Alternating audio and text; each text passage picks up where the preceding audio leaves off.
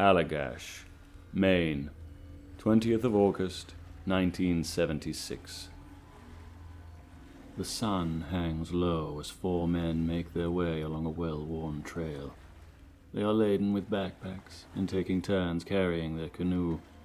Up ahead there is a break in the trees. "We've made it," says Jack, as he finally sets his eyes on their destination, Big Eagle Lake. His twin brother Jim replies, "And just in time. We won't have much more sunlight. Let's get camp set up." The two men go about their tasks, clearing their site, pitching tents and collecting firewood. "I don't know about you," says Charlie, "but I'm starving after that hike. Let's do some night fishing." The men agree. "We'll need to make a bonfire on the beach," says Chuck, who the others had asked to come along because of his knowledge of the wilderness. You know how dark it gets this far up north. The men had all met at art school back in Massachusetts. The brothers, Jim and Jack, had known Charlie for some time, and although Chuck was new to the group, they had made fast friends. He had proven a great addition on this trip. The men felt they needed a vacation, some time away from the daily grind, to recharge and experience some much-needed inspiration. It was a cool night, deep in the wilderness of Aroostook County, Maine. After the four friends finished making their bonfire, they were ready to set out onto the dark waters of the lake. "That should last a few hours," explained Jim, while he placed one last log onto the fire. They hopped into the canoe and pushed off, causing ripples to spread across the pristine waters. Charlie sat at the front, the twins in the center, and Chuck taking up the rear. The last vestiges of light crept through the trees surrounding the lake, and the beauty of the Allagash sky came into full display. "Incredible," said Jack, patting his brother on the shoulder, directing his gaze skyward. As they slowly made their way further out onto the lake, Chuck started to feel uneasy. He knew it was impossible, being this far into the wilderness, but it was as though he was being watched. He turned to look behind him, and that's when he saw it. There, hanging in the sky, was a pulsing, white-hot sphere, glowing like a second sun. It lit the treetops on the other side of the lake as if it were midday. A nameless dread rose in the pit of Chuck's stomach. He had a bad feeling about this. The Allagash Abductions, a bite-sized fright. This series contains disturbing content. Listener discretion is advised. "Hey, look at that!" Chuck managed to stammer out. Without even needing to ask where, the other three men instinctively turned in the direction of the light. For a time, they simply sat in disbelief. What was it? Helicopter? Plane? Or something else? Something unfathomable. "I'm going to try something," said Charlie as he gripped his flashlight. He turned on the light and cupped his hand over the bulb, blinking off a message in Morse code. He signaled the letters SOS. Suddenly, the glowing sphere let out a beam of light as if in response. The men's initial reaction was elation. Were they really communicating with this thing? Could it possibly be from another world? Their excitement died quickly, as without warning, the burning globe descended, careening towards the campers at incredible speed. "We've got to get out of here," one of the men yelled, as they all took up oars, paddling desperately at the inky black water beneath. If they could only make it to the nearby forest, maybe they could somehow evade the mysterious craft and hide in the overgrown trees. Their efforts, however, were in vain. They soon found themselves bathed in the terrifying object's glow. Then, within seconds, they were on the beach, staring up at the shining craft now hovering above them, so close that it seemed as though they could reach out and touch it. The light flickered, swayed, and then rocketed into the sky, blending in with the starry night that had so captivated the men when they first set out onto Big Eagle Lake. The friends, tired and weary after what had only seemed to be 20 minutes, made their way to their beds, not realizing that the bonfire, which should have burned for several hours, was nothing but embers, dying in the darkness.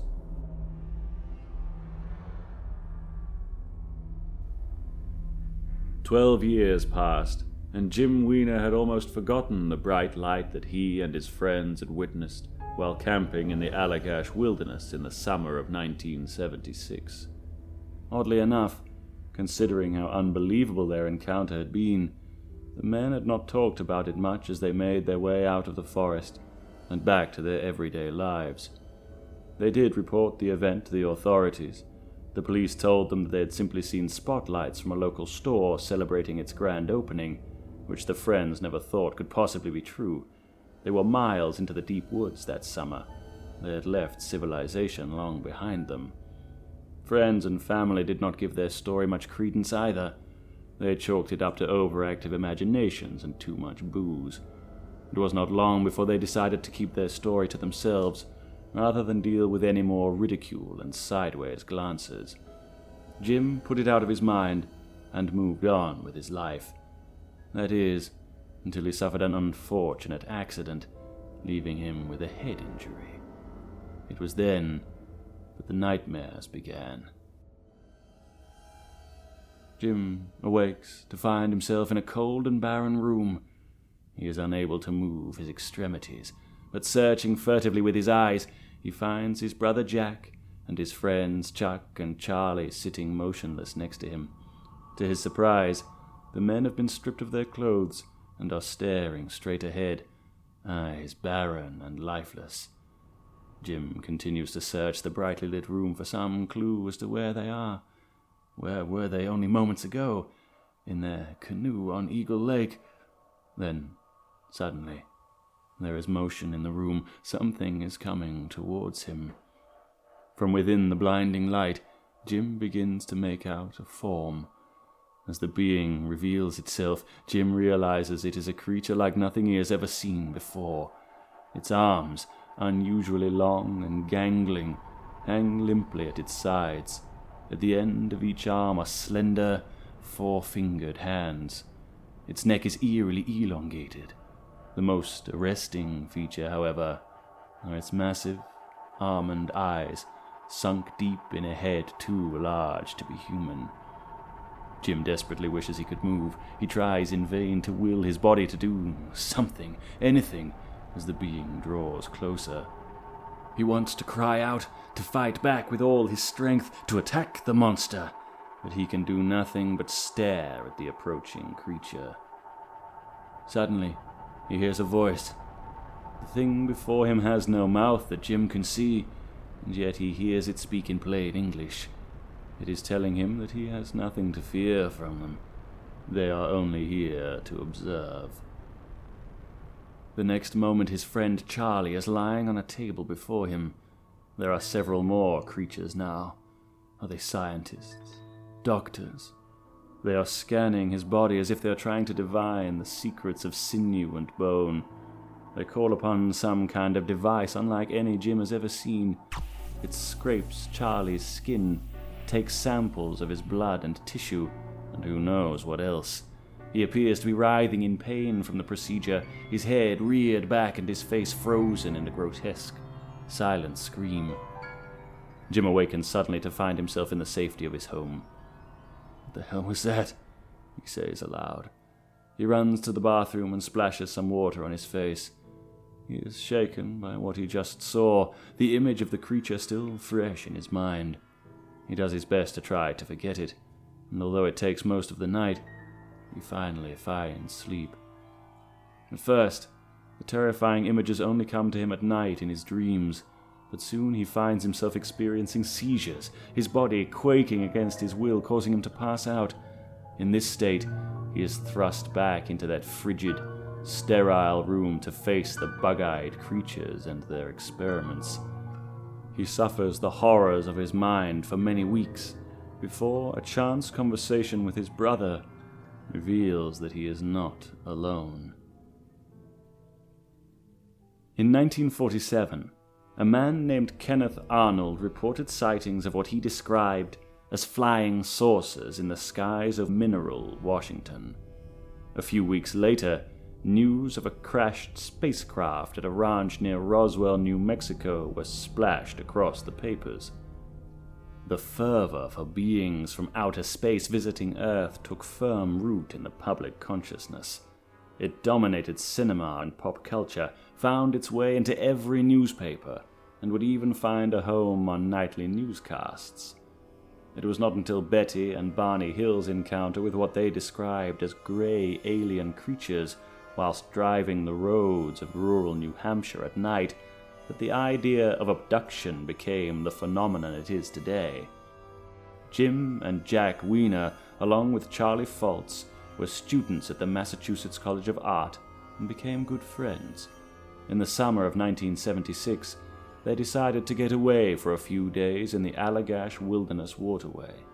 As none of the men were very well acquainted with the area, they asked a fellow student at the college, Chuck Rock, to join them as a guide. The first day out in the Allagash was relaxing and uneventful, just how they wanted it. They meandered along the river, camping and fishing, but on the second night, while staked out at Chamberlain Lake, they saw something none of them could explain. In the night sky, Jim noticed a bright light, sitting motionless over the treetops. He called to the rest of the group, urging them to come and take a look, and examined the object with a pair of binoculars. It hung there for a few fleeting moments before winking out of existence. The men convinced themselves that the mysterious light must have been a helicopter or some other sort of aircraft, but nonetheless, the incident did not sit well with them. On the fourth and fateful night, they had set their tents on the banks of Eagle Lake and experienced their now infamous encounter. What happened to the men, now known as the Allagash Four, was a complete mystery to them for many years, until Jim Weiner's accident and the ensuing nightmares. When Jim discovered that his twin, Jack, was having the same disturbing visions, he reached out to paranormal investigator Raymond Fowler at a UFO convention in 1988. Fowler believed that the four men had been abducted by aliens and subjected to a battery of tests, although he did not initially disclose his suspicions to them. Fowler suggested that the four men try hypnotic regression, a technique which allows a person to enter a trance-like state and, through therapeutic suggestion, revert to an earlier age to relive a prior moment in their lives with greater clarity and understanding.